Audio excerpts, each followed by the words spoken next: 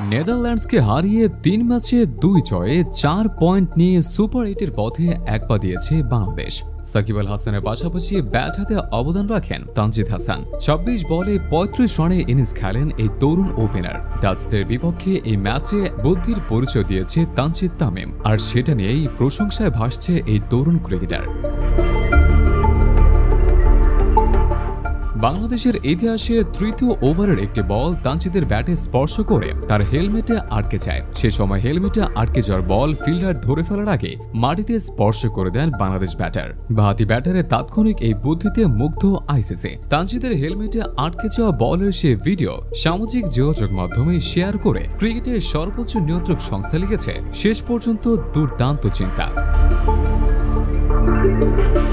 তানজিদের প্রশংসা না করে উপায় নেই। ক্রিকেটে অনেক ধরনের অদ্ভুত আউট হওয়ার ঘটনা আছে। সেদিক থেকে তানজিদের হেলমেটে আটকে যাওয়া বল ধরেও প্রতিপক্ষ আউটের আবেদন করতে পারত, সেই সুযোগটি দেননি তানজিদ। ম্যাচ শেষে ঘটনাটি নিয়ে তানজিদ বলেছেন, দুর্ভাগ্যক্রমে বলটা বাউন্স হয়েছিল, ফলে ঠিকমতো ব্যাটে বলে সংযোগ করতে পারেনি এবং তা আমার হেলমেটে আঘাত করে। আমি ঠিক ছিলাম, আমি আসলে তখন চিন্তা করছিলাম বল হয়তো উপরে উঠে গেছে, কিন্তু দেখতে পাই বল আমার চোখের সামনে হেলমেটে আটকে গেছে। এর সময় আমি ভাবছিলাম তারা এসে হয়তো বল ধরে আউটের আবেদন করতে পারে, তাই হেলমেট খুলে মাটিতে রাখি।